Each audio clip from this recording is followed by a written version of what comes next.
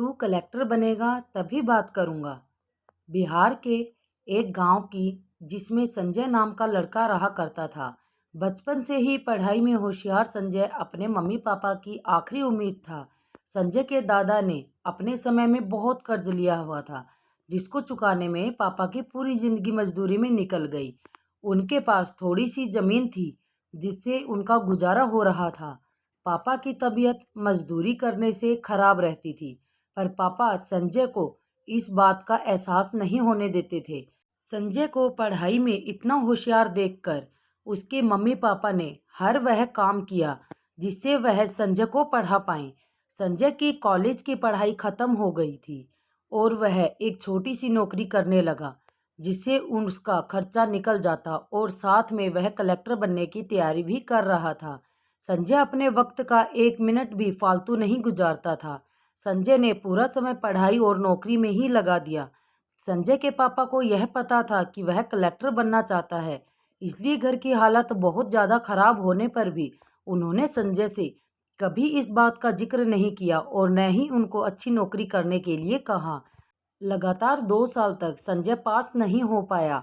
उसके बाद भी उसके पिता ने अपना घर और ज़मीन गिरवी रखकर संजय को आईएएस की कोचिंग ज्वाइन करवाई और उसकी नौकरी भी छुड़वा दी और केवल पढ़ाई करने को कहा। संजय के पापा हमेशा उससे कहा करते, बेटा खेत और घर दोबारा आ जाएंगे, पर कलेक्टर दोबारा नहीं बन सकते। आज पूरे साल पढ़ाई करने के बाद संजय का रिजल्ट आ गया, जिसमें वह अच्छे नंबरों से निकल गया था। आज उसके पिता से ज़्यादा खुश कोई नहीं था। ऐसा लग रहा था जैसे संजय का सपना पूरा होने वाला है, पर भगवान को कुछ और ही मंजूर था। संजय का कल इंटरव्यू था और सुबह ही उसके पापा की तबीयत खराब थी। संजय के पापा उसकी माँ से बार बार कह रहे थे कि संजय को मत बताना, और उस दिन देर रात उनकी मौत हो गई। अब एक माँ जिसकी गोद में उसका पति गुजर गया और वह अपने दर्द को भुलाकर अपने बेटे की जिंदगी के बारे में सोच रही थी। माँ ने पड़ोसियों तक को इस बात का एहसास नहीं होने दिया कि उसका पति अब नहीं रहा।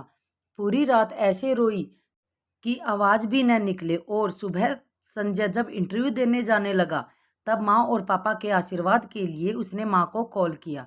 माँ ने पूरी हिम्मत लगा दी अपना सच छुपाने के लिए और संजय को आशीर्वाद दिया। और जब संजय ने पापा से बात करने के लिए कहा तो माँ बोली, पापा अब तुमसे बात नहीं करेंगे, वह कलेक्टर से बात करेंगे। इतनी बात करके माँ ने फ़ोन रख दिया। कलेक्टर बनेगा तब बात करूँगा। इतनी बात करके माँ ने फ़ोन रख दिया। संजय का जब इंटरव्यू हो गया तब उसे बताया गया कि उससे पिता की तबीयत खराब है, उसको तुरंत घर जाना है। संजय को एक पल नहीं लगा अपने पिता की हालत समझने में। घर पहुंचकर पिता के पैरों में गिरकर वह ज़ोर ज़ोर से रोने लगा और कहने लगा, पापा उठो, देखो मैं कलेक्टर बन गया। आज उसके पिता को वह खुशी मिली थी जिसका उसको बरसों से इंतजार था, पर आज वह इस दुनिया में नहीं थे। भगवान संजय के पिता की जिंदगी में सुख लिखना ही भूल गए थे। पहले वह अपने पिता के कर्ज में जिंदगी भर मजदूरी करते रहे और फिर बेटे के सपनों में फिर घर और जमीन गिरवी रखनी पड़ी। वह जिंदगी में कर्ज लेकर आए और कर्ज लेकर चले गए। संजय की मां ने जो उस रात किया, जिसको करने का जज्बा बहुत कम लोगों में होता है। जब संजय कलेक्टर बनकर घर आया तब मां ने संजय से कहा, बेटा तुम आज इतने बड़े बन गए हो कि हजारों गरीबों का भला कर सकते हो।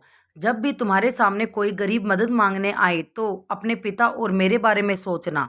मैं तुम्हारे बराबर पढ़ी लिखी और समझदार तो नहीं हूँ, पर इतना जरूर जानती हूँ गरीब आदमी की बहुत मजबूरी होती है। तुम कभी किसी का बुरा मत करना। दोस्तों, इस कहानी से शिक्षा मिलती है कि वक्त चाहे कितना भी बुरा हो, लेकिन हम वक्त को अपनी हिम्मत और साहस से बदल सकते हैं, और अपनी किस्मत भी। तो दोस्तों, कैसी लगी मेरी आपको वीडियो? ये अगर वीडियो अच्छी लगी हो तो लाइक शेयर एंड सब्सक्राइब ज़रूर करें और कमेंट करना बिल्कुल भी ना भूलें।